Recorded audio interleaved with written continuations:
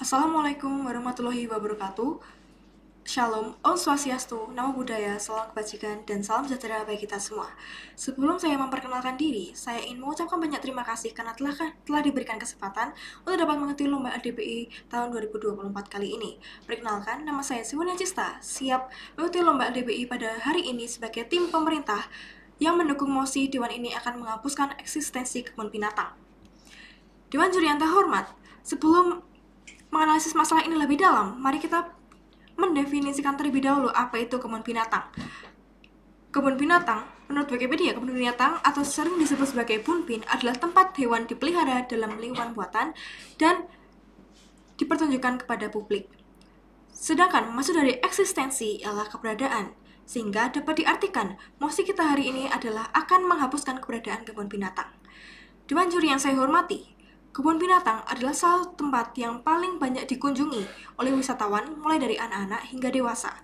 Di kebun binatang, pengunjung memiliki banyak kesempatan untuk melihat hewan-hewan dari berbagai belahan dunia yang mungkin sulit atau bahkan tidak mungkin ditemui dalam kehidupan sehari-hari. Parameter yang akan saya gunakan adalah hanya yang ada di dalam kebun binatang yang ada di kota Medan, yaitu Medan Zoo. Medan Zoo adalah sebuah kebun binatang yang terletak di kota Medan dan sudah berdiri sejak tahun 1952. Medan Zoo ialah salah satu kebun binatang tertua yang ada di Indonesia. Tempat ini menampung berbagai spesies hewan, termasuk mamalia, burung, reptil, dan amfibi. Seperti yang kita tahu, tempat yang ditinggali oleh makhluk hidup harus memiliki kriteria kelayakan untuk ditinggali, termasuk kebun binatang. Kebun binatang harus memiliki tingkat kelayakan tempat untuk ditinggali oleh binatang-binatang yang ada di sana, sehingga mereka dapat menyesuaikan diri mereka dengan baik. Peraturan Menteri Kehutanan Nomor 31 Tahun 2012 tentang Lembaga Konservasi sudah mengatur soal tata cara perawatan satwa liar di kebun binatang. Dalam pasal 9 diatur soal kriteria kebun binatang. Pertama, memiliki satwa yang koleksi sekurang-kurangnya 3 kelas taksa, baik satwa yang dilindungi, satwa yang tidak dilindungi, atau satwa asing. Memiliki luas sekurang-kurangnya 15 hektar dan memiliki sarana pemeliharaan dan perawatan satwa sekurang-kurangnya terdiri atas kandang pemeliharaan, kandang perawatan, kandang pengembangbiakan, kandang sapi, kandang peragaan, areal bermain satwa, gudang pakan dan dapur, naungan untuk satwa, dan prasarana mendukung pengelolaan satwa yang lain.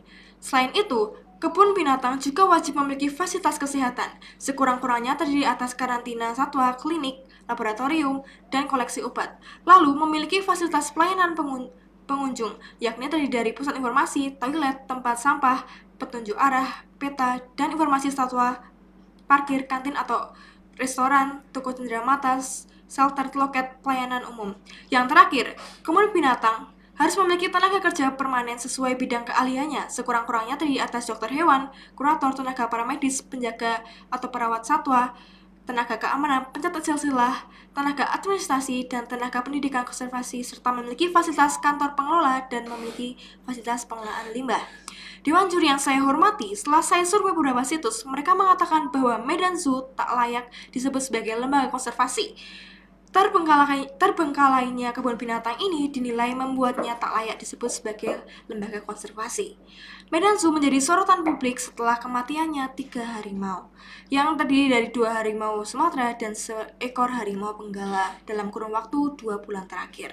Setelah kematian 3 ekor harimau tersebut, lembaga konservasi ini kini hanya memiliki 6 harimau benggala dan 4 harimau Sumatera. Pada Jumat 12 Januari 2024, VOA, yakni lembaga program Voice of America untuk wilayah Indonesia, berkesempatan mengunjungi Medan Zoo. Mereka menemui banyak satwa-satwa yang terlihat sakit, kemudian banyaknya kandang satwa yang kosong dan rusak, pohon-pohon yang bersaing hidup dengan tumbuhan liar, dan hewan-hewan yang kurus tanpa gairah hidup. Hal ini menunjukkan Medan Zoo telah terbengkalai. Banyaknya kandang satwa yang kosong dan pohon-pohon yang bersaing dengan tumbuhan liar membuat Medan Zoo ini dicap sebagai kebun binatang yang tidak layak untuk ditinggali. Dewan juri yang saya hormati, setelah kita mendengar bagaimana buruknya kebun binatang yang ada di Medan Zoo itu, membuat menarik perhatian pada kita. Apakah tempat tersebut harus ditutup? Apakah satwa-satwa yang ada di sana harus dibebaskan saja? Banyak sekali yang terpikirkan oleh kita mengenai kebun binatang tersebut. Terdapat 5 kebebasan dalam hak asasi hewan. Hak dasar ini dideklarasikan pada 1978 di kantor pusat UNESCO Paris. 5 kebebasan ini ialah bebas rasa haus dan lapar, bebas dari rasa tidak nyaman, bebas untuk berekspresi sesuai tingkah laku alami mereka, bebas dari rasa takut dan tertekan, bebas dari rasa sakit dan dilukai. Dewan juri yang saya hormati, 5 kebebasan itu harus terpenuhi dalam kebun binatang demi menunjang kelangsungan hidup satwa-satwa yang ada di kebun binatang tersebut. Namun, setelah kita melihat bagaimana ketidaklayakannya Medan Zoo ini, apakah masih ada di sini yang menanggapi dengan kontra terkait pembubaran Medan Zoo? Menurut saya, kebun binatang yang sudah tidak layak ditinggali oleh satwa-satwa harus segera dihapuskan keberadaannya karena itu akan membuat pola hidup satwa-satwa yang ada di sana akan rusak dan tidak baik.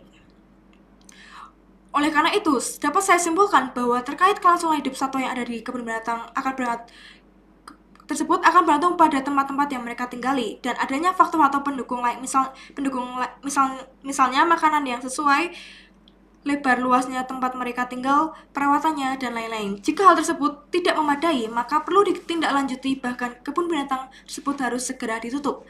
Sekian dari saya yang dapat saya sampaikan. Semoga Dewan Juri yang terhormat setuju dengan penjelasan yang telah saya sampaikan karena saya yakin dan memiliki data-data yang akurat. Semoga dengan diadakannya lomba LDBI bisa menjadi tempat berkarya anak-anak Indonesia khususnya dalam bidang debat. Sekian dari saya. Assalamualaikum warahmatullahi wabarakatuh. Terima kasih.